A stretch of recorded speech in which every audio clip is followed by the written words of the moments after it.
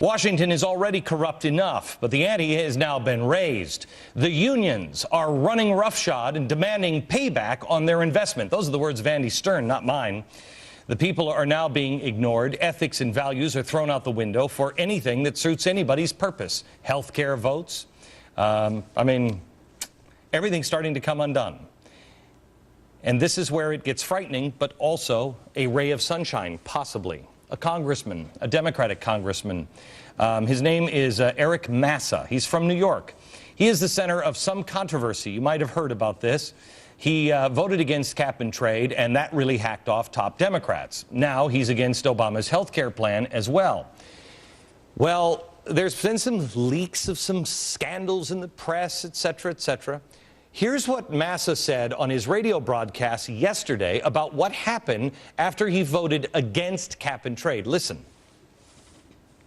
But when I voted against the cap and trade bill, the phone rang, and it was the Chief of Staff to the President of the United States of America, Rahm Emanuel.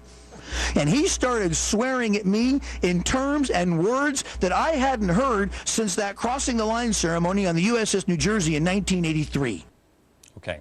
So instead of discussing it like rational human beings, Emanuel calls up and threatens him. After that, health care. Suddenly, there's a massive ethics investigation happening on this congressman. Massa now has admitted to acting inappropriately, but when I say inappropriately, I don't mean like I was touching little kids. He spoke inappropriately. He's resigned. Just a little while ago, it became effective, just a couple of minutes ago. The Democratic Party are out to destroy this man. I talked to the congressman for about a half an hour today, off the air around noon. I asked him about the crass comments he made at a wedding. While it's not something I would do or condone, it really doesn't seem like the punishment is fitting the crime here. There's a lot of smearing going on. Rahm Emanuel is running around D.C. calling people, in deference to Sarah Palin, the R word. And yet there's not really a problem here. Charlie Rangel doesn't want to pay his taxes, but that's okay.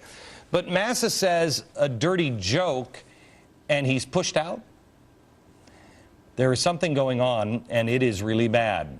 I said, when was it? Back, I think, this fall, that someone on the inside is going to have to fix this system. They're going to have to come out, even if they have been part of the corruption. Let me tell you, if you're watching in Washington, now is your opportunity. You know it in your gut. Something is very, very wrong. You see it. Doesn't matter what you've done. Get out and help America clean it up. As long as you're part of the solution, America will stand behind you. You may have to pay for the wrongs of the past, but it is better than the hell you're about to put the country through. The future of the republic is at stake, and that's more important than anything else. After talking to Massa, he gets that. Listen how he describes what's going on in Washington.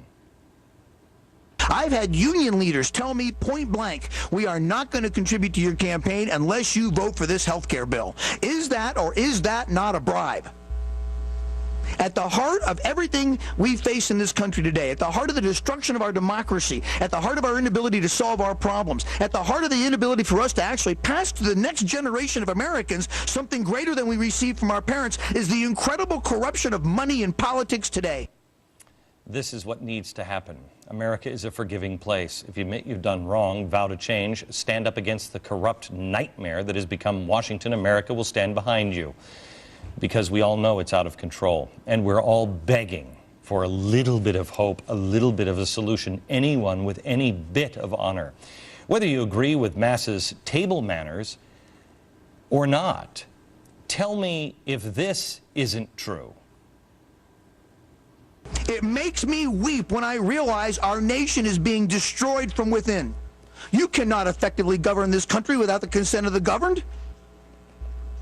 The entire nation has said, let's rewrite the health care bill. Let's find what we can agree upon. No, no, no, no. We're going to ram this down the throats of the American people, and anyone who stands in the way of doing that is going to be smeared, and they're going to be kicked out of Congress. I got off my program today on radio, and I called the congressman at home. He was in pretty rough shape today.